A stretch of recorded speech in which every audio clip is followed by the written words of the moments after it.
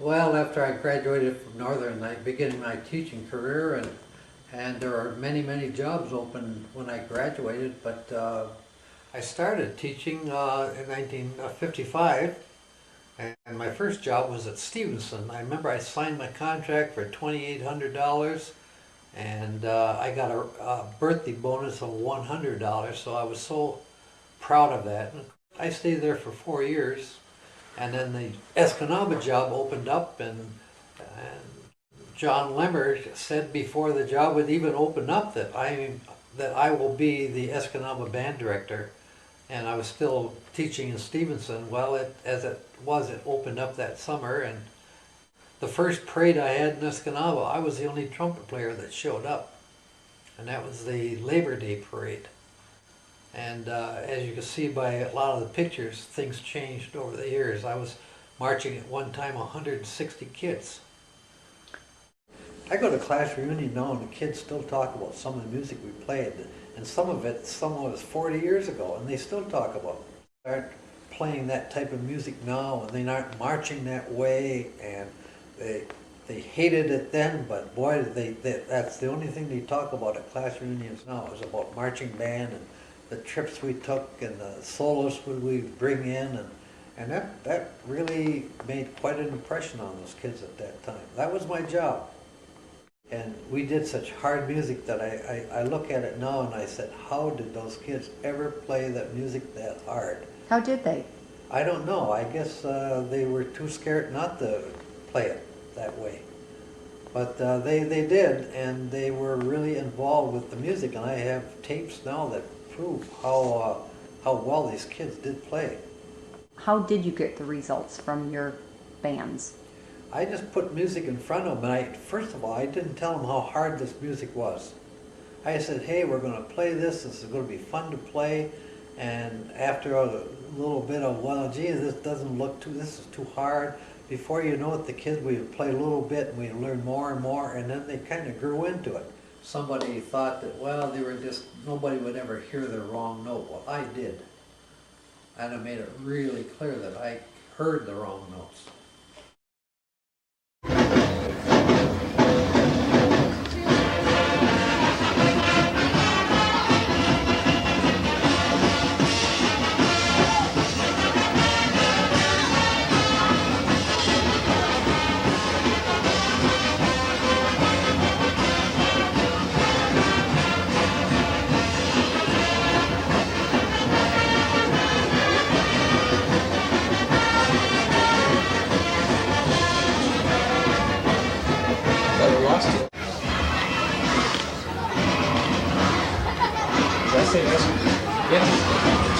And now, under the direction of John Chown, let's all join in the singing of our national anthem.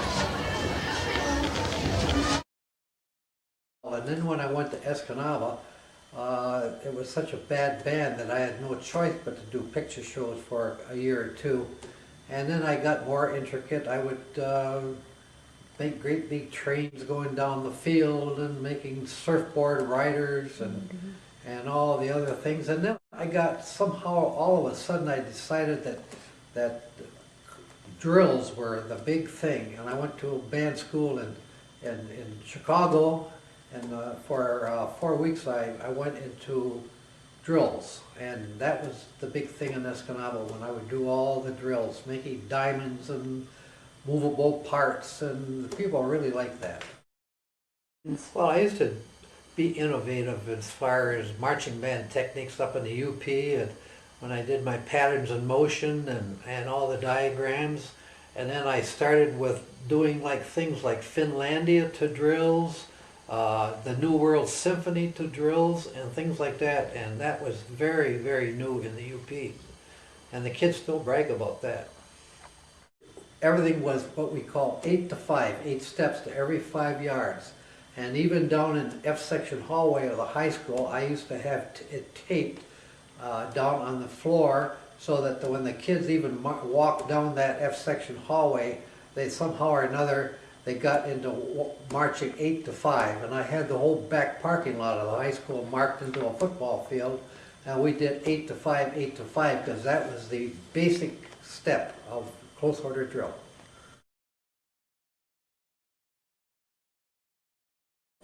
Well, I started band trips right away when I was down in Stevenson. We made several trips. Then we went to the band festival for the first time, and we made a trip to the Sioux for a big celebration down there. And that was started the trips. Our first big trip, I think, was in 1965 when we did 2 Packer games, and we were on nationwide television. Our first Packer game was in August, the Bishop's Charity game, and they liked us so well they invited us back again in October for I think it was a Dallas Texan game, and I remember that show vividly because I got to talk to Vince Lombardi before we played the Star Spangled Banner, and that was the first time that they had broadcast the Star Spangled Banner. But I think our biggest trip, and I still think about how I ever pulled that off, I rented 2 airline jets.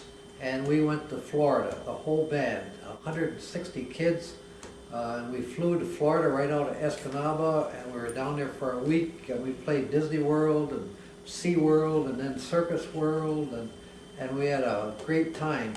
But I can still remember, and we got on the planes and we were there in 3 hours or 4 hours, and that was the way to go. And the kids still talk about that Florida trip. The school board said you can go on these trips, but you have to raise your own money.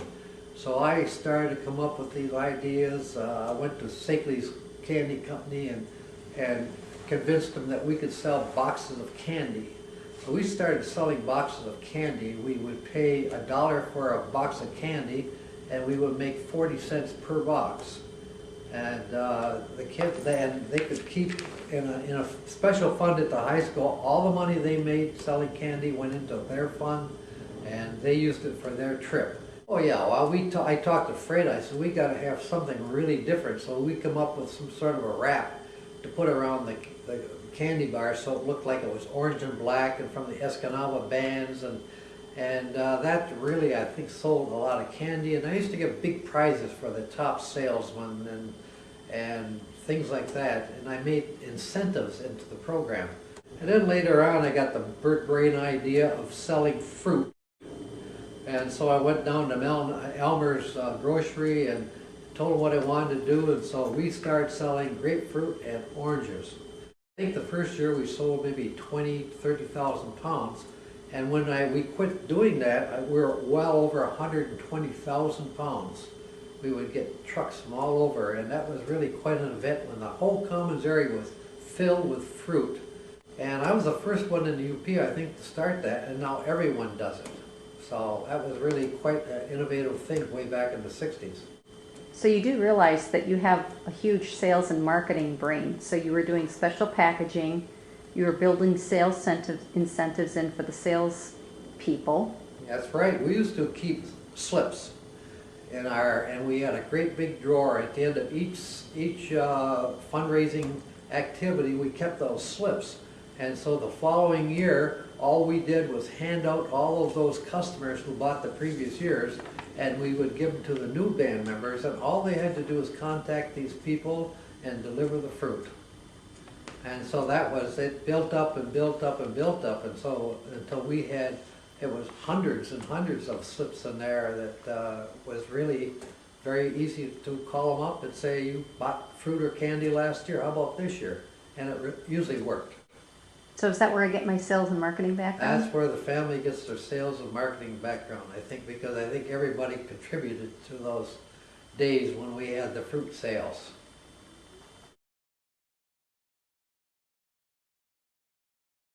How do you think your former students, now that they're grown up and have kids on their own, describe you as a teacher? Well, I've gone to several class reunions and I've met many of my former students, and they all say that they really, really enjoyed band, and if their kids are in band, they wished I would be their band director.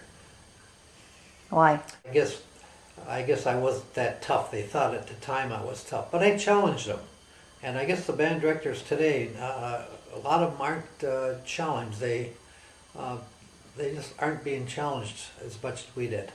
Well, as I listen to all those CDs that I got made now, as I put them on, I can almost see who's in that band, and And I'm always, I'm amazed at how hard of music I pick for these kids. I don't know how I got them to buy into some of the music that I picked. I guess I forget the griping and stuff, but when it came crunch time, they seemed to really do a good job, and it was very difficult music. I picked the marches to pick the band. If I got a good brass section, I'll pick something that's got really heavy on brass. For openings on festivals, that I used to pick marches like Fillmore marches, like His Honor, that could the band could really show its versatility, and it's not that hard, but it's really a flashy march and it does good on festivals.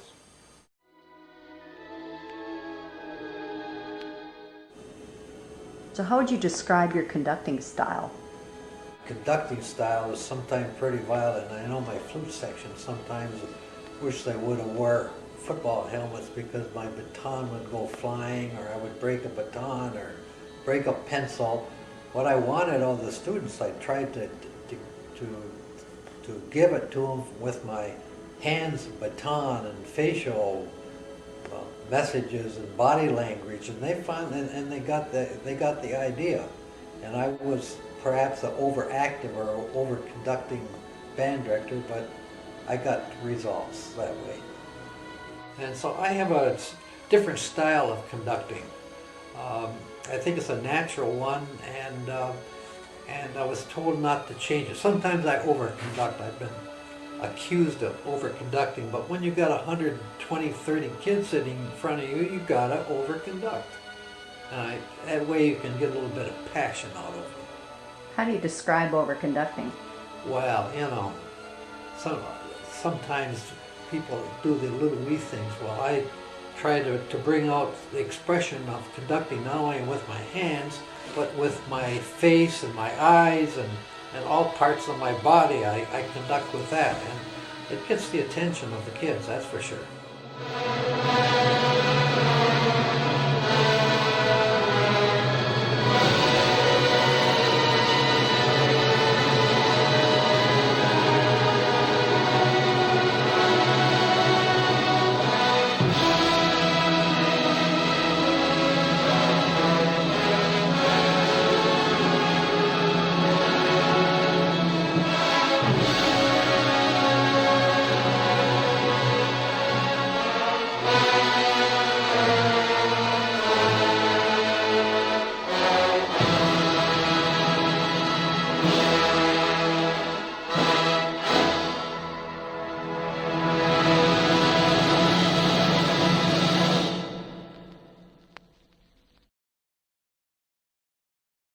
What were some of the things that you wanted to achieve with your bands that you were able to?